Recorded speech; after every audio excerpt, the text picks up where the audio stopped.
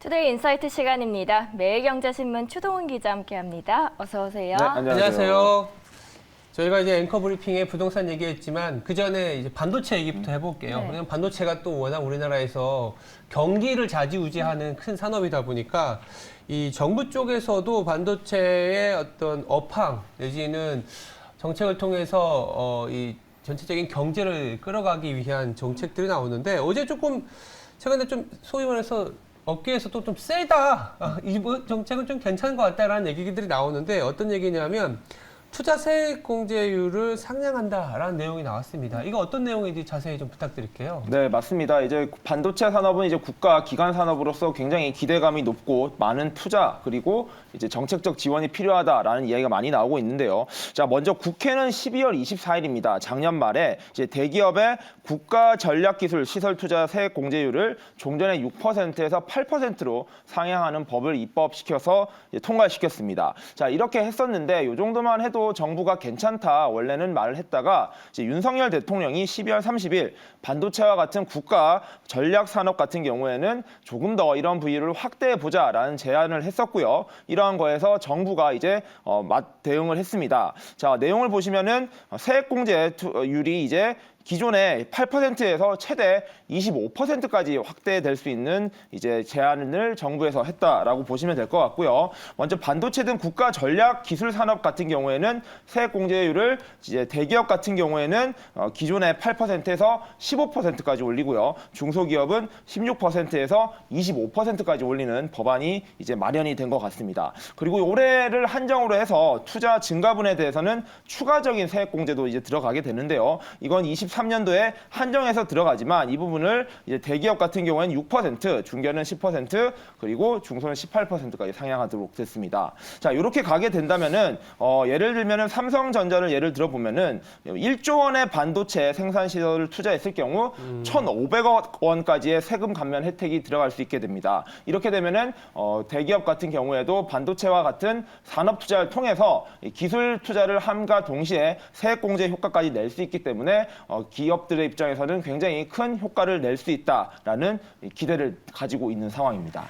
다만 세액공제 혜택이 급격하게 확대가 되면서 내년 세수에 악영향이 미치게 되고 좀 부담이 된다라고 하는 분석도 있던데 업계에 대해서는 여기에 어떻게 반응을 하고 있나요? 네, 정부에서는 이제 세부담 감소의 혜택이 약 3조 6천억 원 정도가 될 것이라고 추정을 하고 있습니다. 자, 그만큼 어찌 보면 정부 입장에서는 세수가 줄어든다라고 말할 수도 있는데요. 이런 부분에 대해서 이제 산업 측에서는 굉장히 환영을 하는 입장입니다. 어쨌든 간에 이제 정부가 이러한 부담을 감수하고서라도 이제 기간 산업에 대한 발전에 대한 이제 기대감 그리고 이런 것들을 이제 감수하겠다라고 입장을 밝히다 보니까 이제 산업계에서는 크게 환영하는 입장이고요. 자, 대한상공회의소입니다. 여기에서 강석구 조사본부장은 3일날 이러한 정부의 조치에 대해서 글로벌 침체 위기 투자 부담이 높아진 기업들에게 굉장히 적절한 조치다라고 환영의 메시지를 내놓았습니다. 자, 투자 의지가 굉장히 꺾일 수도 있는 굉장히 위험한 상황이었는데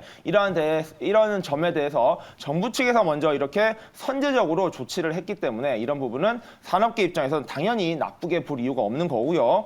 뿐만 아니라 한국반도체산업협회에서도 정부의 발표를 환영하며 국가 재정이 어려운 상황에서도 반도체 산업을 배려해준 정부에 감사를 표했습니다. 자, 이게 반도체가 대표적인 산업이고요. 뿐만 아니라 디스플레이와 같이 이제 여러 가지 반도체가 아닌 주요 산업에서도 환영의 메시지를 내놓았습니다. 자, 디스플레이 업계에서는 기업의 선제 투자에 따른 산업 경쟁력의 강화뿐만 아니라 수출을 확대 그리고 고용 증가 등 국가 경제 성장에 크게 기여할 것이라며 이러한 산업에 정부의 투자를 굉장히 긍정적으로 평가를 했습니다. 네, 이렇게 대기업들의 투자 세액 공제를 통해서 투자가 많이 일어난다면 당연하게도 이제 뭐 중소기업들의 자재도 쓸 거고 뭐 고용도 좀 발생할 거고 그러면 안 그래도 이따가도 좀 부동산 얘기는 하겠지만 여러 가지 부동산 가격 하락이라든지 내수가 침체되다 보니까 지금 어려운 내수 환경이지 않습니까? 소위 말해서 이제 낙수 효과가 발생할지, 예전에는 뭐 낙수 효과는 뭐 허황이 가깝다 이런 얘기도 있었는데 그래도 좀 나아지지 않을까라는 좀 기대도 해보거든요. 어떨까요? 네, 맞습니다. 낙수 효과 당연히 기대를 할 수밖에 없는 부분이고요. 네. 자, 뭐 대기업에 대한 이런 투자 그리고 이러한 세액 공제 확대 같은 경우에 뭐 좀 반대하는 입장도 분명히 있습니다. 왜 대기업에만 혜택을 주느냐, 이건 조금 약간 차별이다라는 이야기도 하지만 말씀하신 대로 이러한 대기업의 이러한 반도체 투자가 확대된다면은 이러한 효과들이 이제 그 원자재 기업이라든지 이런 것들과 관련된 중소기업들에게도 굉장히 큰 도움이 될 거기 때문에 정부가 바라는 것도 결국엔 이러한 이제 선순환 구조를 통해서 이제 산업 전반에 그리고 이제 경제 전반에 먹구름이 있는 것을 좀 걷어낼 수 있다라는 긍정적인 기대감이 있는 것입니다. 그래서 이런 낙수 효과가 확대가 된다면은 이제 한국 경제 전반적으로도 긍정적인 효과가 나올 수 있다. 이런 점을 조금 정부 측에서도 기대를 하고 있는 것으로 예상됩니다. 뭐 낙수 효과까지는 아니더라도 주식 투자 그리고 우리 경제TV이기 때문에 이런 걸 통해서 사실 주식이 바닥을 잡고 좀 올라간다면 이 또한 또 낙수 효과가 아닌가라는 뭐 아전 인수격인 또 해석도 해봅니다. 이런 낙수 효과다 보니까 자연스럽게 이 내수와 관련된 정책 얘기도 넘어갈 수 있을 것 같은데 어제 생각보다 좀 이것도 좀 센 정책이다라는 내용이 부동산 쪽에서도 나왔습니다.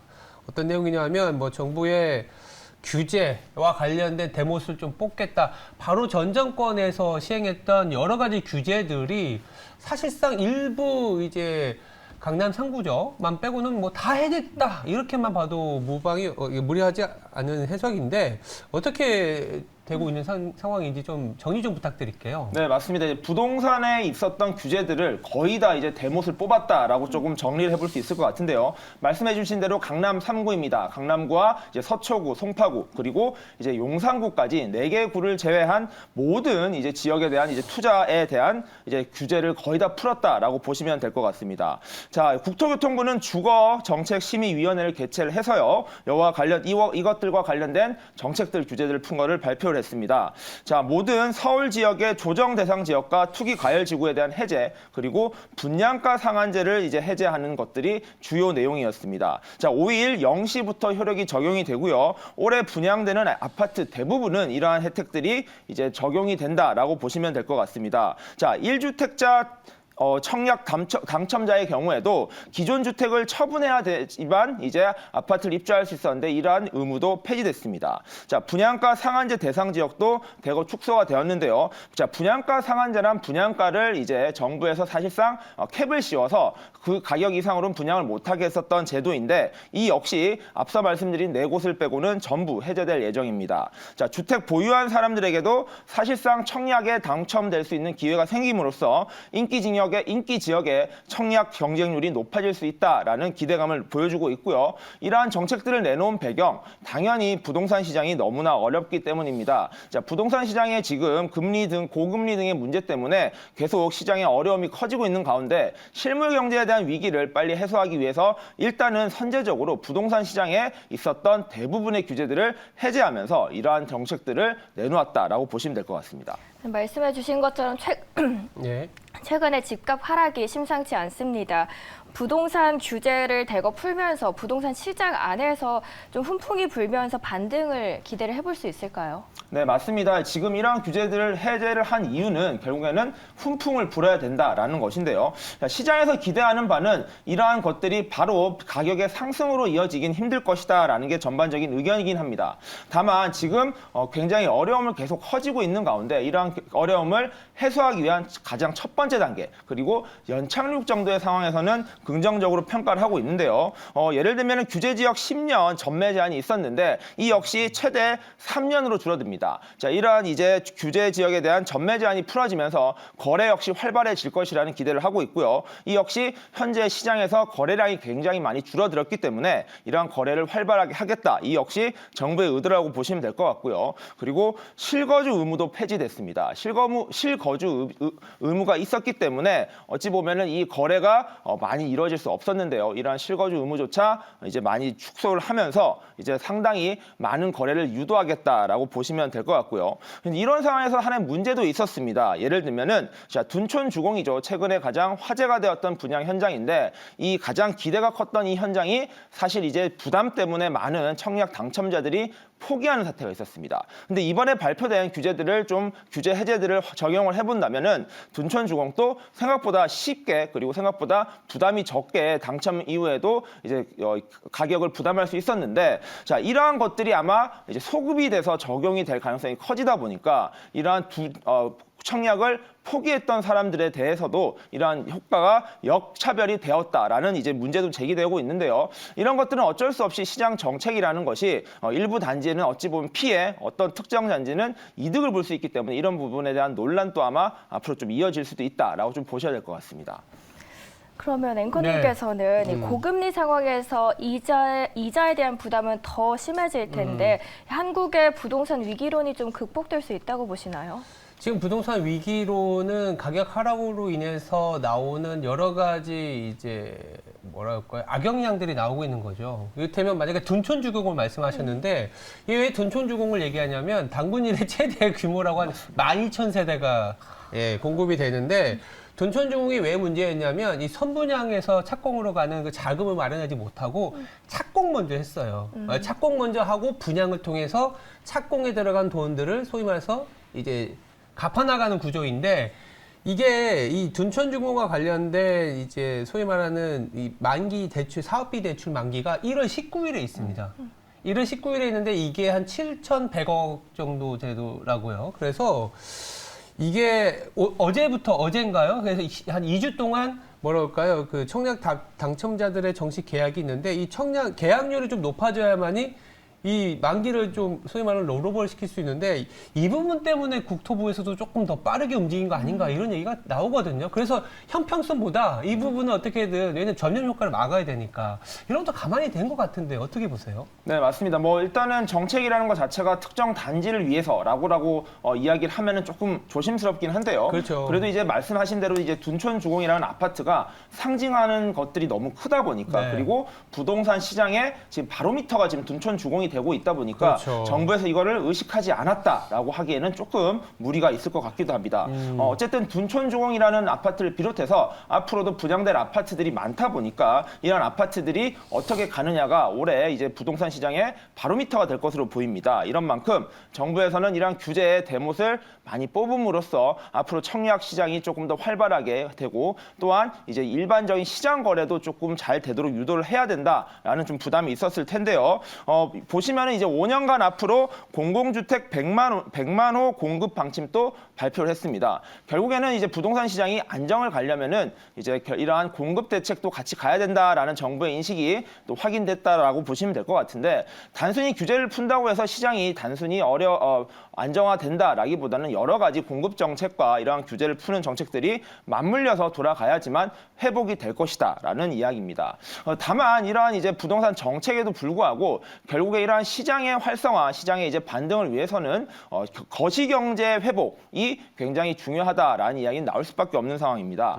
왜냐하면 이제 고금리라는 문제가 해결되지 않으면 시장에서 규제를 아무리 풀어도 이제 집을 살려는 사람들의 부담 자체가 줄어드는 게 아니기 때문에 이러한 이제 정부 정책에도 불구하고 시장에 유입될 수 있는 가능성은 낮기 때문입니다. 자, 그렇기 때문에 이제 거시경제 또는 이제 금리 문제들이 같이 맞물려서 해결이 돼야지만 이제 국내 시장의 부동산도 잘 해결이 될 것이다라고 지금 전망을 하고 있고요. 이러한 시장에 대한 예측은 사실 미국에서부터도 똑같이 적용되고 있습니다. 미국 시장도 계속 부동산 가격이 오르다가 지금 계속 주춤한 이유가 바로 이런 굉장히 가파른 금리 인상 때문이었는데요. 이런 고금리 부담 때문에 미국의 집값도 최근에 떨어지고 있는 것과 마찬가지로 한국 시장 역시 이러한 부분이 해결되지 않는다면은 이러한 공급 대책 또는 이제 규제를 푸는 대책들에도 불구하고 시장이 완연한 회복이 쉽지 않을 수도 있다라는 전문가 의견도 계속해서 나오고 있다라고 보시면 될 것 같습니다.